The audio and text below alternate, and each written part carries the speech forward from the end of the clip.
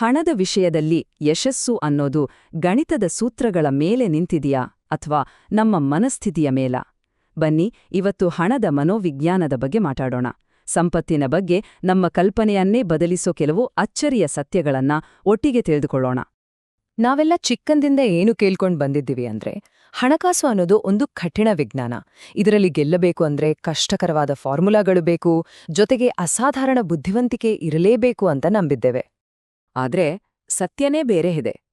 ನೋಡಿ, ಲೇಖಕ ಮಾರ್ಗನ್ ಹೌಸಲ್ ತುಂಬಾ ಚೆನ್ನಾಗಿ ಹೇಳ್ತಾರೆ, ಹಣದ ವಿಷಯದಲ್ಲಿ ಯಶಸ್ಸು ಗಳಿಸೋದು ನಮ್ಮ ಬುದ್ಧಿವಂತಿಕೆಗೆ ಅಷ್ಟೇನೂ ಸಂಬಂಧಿಸಿಲ್ಲ, ಆದ್ರೆ ನಮ್ಮ ನಡವಳಿಕೆಗೆ ತುಂಬಾ ಸಂಬಂಧಿಸಿದೆ. ಇದು ನಮ್ಮ ಯೋಚನಾ ಲಹರಿಯನ್ನೇ ಬದಲಾಯಿಸುತ್ತೆ ಅಲ್ವಾ? ಹಾಗಾದ್ರೆ ನಿಜವಾಗ್ಲೂ ಸಂಪತ್ತು ನಿರ್ಮಿಸೋದ್ರ ಹಿಂದಿನ ರಹಸ್ಯವಾದರೂ ಏನು? ಬನ್ನಿ, ಈ ಪ್ರಶ್ನೆಗೆ ಉತ್ತರವನ್ನು ಕೆಲವು ಅದ್ಭುತ ನಿಜ ಜೀವನದ ಕಥೆಗಳ ಮೂಲಕನೇ ಕಂಡುಹಿಡಿಯೋಣ. ನಮ್ಮ ಮೊದಲನೇ ಕಥೆ ಇಬ್ರು ವ್ಯಕ್ತಿಗಳದ್ದು. ಇವರ ನಡುವಿನ ವ್ಯತ್ಯಾಸ ನೋಡಿದ್ರೆ ನಿಜಕ್ಕೂ ಆಶ್ಚರ್ಯ ಆಗುತ್ತೆ. ಒಬ್ರು ಸಾಮಾನ್ಯ ಜವಾನ, ಇನ್ನೊಬ್ರು ಮಹಾನ್ ಪ್ರತಿಭೆ. ಇವರ ಹೆಸರು ರೊನಾಲ್ಡ್ ರೀಡ್. ವರ್ಮ್ಯಾಂಟ್ನಾಸ್ ಒಬ್ಬ ಸಾಮಾನ್ಯ ಜವಾನ, ಜೊತೆಗೆ ಗ್ಯಾಸ್ ಸ್ಟೇಷನ್ನಲ್ಲಿ ಕೆಲಸ ಮಾಡ್ತಿದ್ದವರು.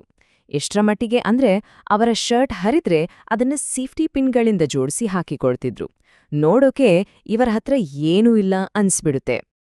ಆದ್ರೆ 2014ರಲ್ಲಿ ಅವರು ತೀರಿಕೊಂಡಾಗ ಅವರ ಆಸ್ತಿ ಎಷ್ಟಿತ್ತು ಅಂತ ಊಹಿಸೋಕಾಗುತ್ತಾ? $8 ಮಿಲಿಯನ್. ಇದು ಎಲ್ಲರನ್ನೂ ದಂಗುಬಡಿಸಿತ್ತು. ಸರಿ, ಈಗ ಇವರನ್ನು ನೋಡಿ.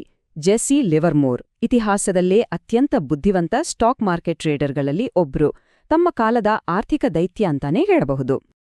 1929ರಲ್ಲಿ ಸ್ಟಾಕ್ ಮಾರ್ಕೆಟ್ ಕುಸಿದಾಗ ಒಂದೇ ದಿನದಲ್ಲಿ ಇವತ್ತಿನ ಮೌಲ್ಯದಲ್ಲಿ ಸುಮಾರು $1.6 ಬಿಲಿಯನ್ ಸಮನಾದ $100 ಮಿಲಿಯನ್ ಸಂಪಾದನೆ ಮಾಡಿದ್ರು.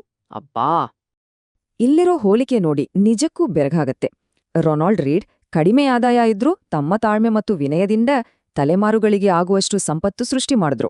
ಆದ್ರೆ ಜೆಸ್ಸಿ ಲಿವರ್ಮೋರ್ ಅವರ ಅದ್ಭುತ ಬುದ್ಧಿವಂತಿಕೆ ಮತ್ತು ದುರಾಸೆ ಕೊನೆಗೆ ಅವರನ್ನ ದಿವಾಳಿತನಕ್ಕೆ ಮತ್ತು ಆತ್ಮಹತ್ಯೆಗೆ ತಳ್ಳಿತು. ಹಾಗಾದ್ರೆ ಇದ್ರಿಂದ ನಮ್ಗೆ ಗೊತ್ತಾಗೋ ಮುಖ್ಯ ಪಾಠ ಏನು? ಆರ್ಥಿಕ ಯಶಸ್ಸು ಅನ್ನೋದು ಕೇವಲ ಜ್ಞಾನವಲ್ಲ, ಅದೊಂದು ವರ್ತನೆಯ ಕೌಶಲ್ಯ. ನಮ್ಗೇನ್ ಗೊತ್ತಿದೆ ಅನ್ನೋದಕ್ಕಿಂತ ನಾವು ಹೇಗೆ ನಡೆದುಕೊಳ್ತೀವಿ ಅನ್ನೋದು ಹೆಚ್ಚು ಮುಖ್ಯ. ಸರಿ, ಈಗ ನಮ್ಮ ಮುಂದಿನ ಭಾಗಕ್ಕೆ ಹೋಗೋಣ. ನಮ್ಮ ಯಶಸ್ಸಿನ ಮೇಲೆ ಪ್ರಭಾವ ಬೀರುವ ಆದ್ರೆ ನಮ್ಮ ಕಣ್ಣಿಗೆ ಕಾಣದ ಶಕ್ತಿಗಳಾದ ಅದೃಷ್ಟ ಮತ್ತು ಅಪಾಯದ ಬಗ್ಗೆ ನೋಡೋಣ.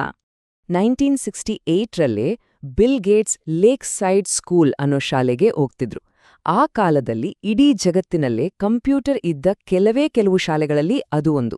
ಲೇಕ್ ಸೈಡ್ ಇರ್ಲಿಲ್ಲ ಅಂದ್ರೆ ಮೈಕ್ರೋಸಾಫ್ಟ್ ಇರ್ತಿರ್ಲಿಲ್ಲ ಅಂತ ಸ್ವತಃ ಬಿಲ್ ಗೇಟ್ಸ್ ಅವರೇ ಒಪ್ಕೊಳ್ತಾರೆ. ಇದು ಅಸಾಧಾರಣ ಅದೃಷ್ಟ ಅಲ್ವಾ? ಅವರ ಕ್ಲಾಸ್ಮೇಟ್ ಕೆಂಟ್ ಇವಾನ್ಸ್ ಅವರೂ ಅಷ್ಟೇ ಪ್ರತಿಭಾವಂತ. ಆದ್ರೆ ಪದವಿ ಮುಗಿಯೋ ಮೊದಲೇ ಒಂದು ಪರ್ವತಾರೋಹಣ ಅಪಘಾತದಲ್ಲಿ ಪ್ರಾಣ ಕಳ್ಕೊಂಡ್ರು. ಇದು ಅದೃಷ್ಟದ ಇನ್ನೊಂದು ಮುಖ, ಅಂದ್ರೆ ಅಪಾಯದ ಒಂದು ದುರಂತ ಉದಾಹರಣೆ. ಇದು ಅದ್ಭುತವಾಗಿ ವಿವರಿಸುತ್ತೆ.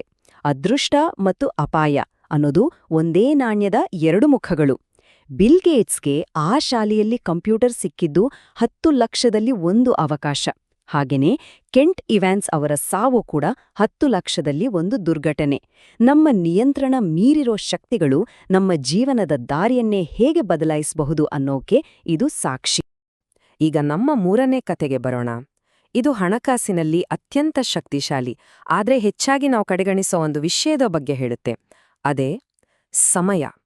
ನಾವೆಲ್ಲ ವಾರೆನ್ ಬಫೆಟ್ ಅಂದ್ರೆ ಒಬ್ಬ ಗ್ರೇಟ್ ಇನ್ವೆಸ್ಟರ್ ಅನ್ಕೊಳ್ತೀವಿ.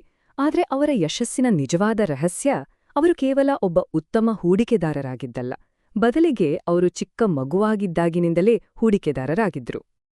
ಅವರ ಸಂಪತ್ತಿನ ಬೆಳವಣಿಗೆಯನ್ನ ಒಮ್ಮೆ ನೋಡಿ. ಅವರ ಒಟ್ಟು ಆಸ್ತಿಯಲ್ಲಿ 99% ಭಾಗವನ್ನ, ಮತ್ತೊಮ್ಮೆ ಹೇಳ್ತೀನಿ ಕೇಳಿ, 99% ಅವರು ತಮ್ಮ 50ನೇ ವಯಸ್ಸಿನ ನಂತರ ಗಳಿಸಿದ್ದು. ಅದ್ರಲ್ಲೂ $81 ಬಿಲಿಯನ್ ಹೆಚ್ಚು ಸಂಪತ್ತು ಬಂದಿದ್ದು 65 ವರ್ಷದ ನಂತರ.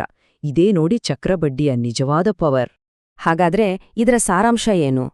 ಅವರ ಕೌಶಲ್ಯ ಹೂಡಿಕೆಯಲ್ಲಿದೆ ನಿಜ, ಆದ್ರೆ ಅವರ ರಹಸ್ಯ ಅಡಗಿರೋದೂ ಸಮಯದಲ್ಲಿ. ಉತ್ತಮ ಹೂಡಿಕೆ ಅಂದ್ರೆ ಅತಿ ಹೆಚ್ಚು ಲಾಭ ಗಳಿಸೋದಲ್ಲ, ಬದಲಿಗೆ ದೀರ್ಘಕಾಲದವರೆಗೆ ನಾವು ಮುಂದುವರಿಸಿಕೊಂಡು ಹೋಗಬಹುದಾದ ಒಂದು ಸಮಾಧಾನಕರ ಲಾಭವನ್ನ ಗಳಿಸೋದು. ಸರಿ, ಇಷ್ಟೊತ್ತು ನಾವು ಕಲಿತ ಎಲ್ಲಾ ಪಾಠಗಳನ್ನ ಒಟ್ಟುಗೂಡಿಸಿ ನಮ್ಮದೇ ಆದ ಒಂದು ಆರ್ಥಿಕ ದೃಷ್ಟಿಕೋನವನ್ನ ಹೇಗೆ ರೂಪಿಸ್ಕೊಳ್ಳೋದು ಅಂತ ನೋಡೋಣ. ಸಾಮಾನ್ಯವಾಗಿ ಶ್ರೀಮಂತ ಅಂದ್ರೆ ನಮ್ಗೇನ್ ನೆನಪಾಗುತ್ತೆ? ಹೆಚ್ಚಿನ ಆದಾಯ, ದುಬಾರಿ ಕಾರು, ದೊಡ್ಡ ಮನೆ, ಫ್ಲಾಶಿ ಖರ್ಚು ಅಲ್ವಾ? ಶ್ರೀಮಂತಿಕೆ ಅನ್ನೋದು ಕಣ್ಣಿಗೆ ಕಾಣುವಂಥದ್ದು, ಒಂದ್ ರೀತಿ ಪ್ರದರ್ಶನ. ಆದ್ರೆ ಸಂಪತ್ತು ಅಂದ್ರೆ ಏನು? ಅದು ಕಣ್ಣಿಗೆ ಕಾಣೋದಿಲ್ಲ. ಅಂದ್ರೆ ಖರ್ಚು ಮಾಡ್ದೇ ಉಳಿಸಿದ ಹಣ, ಕೊಂಡುಕೊಳ್ದೆ ಬಿಟ್ಟ ದುಬಾರಿ ಕಾರುಗಳು.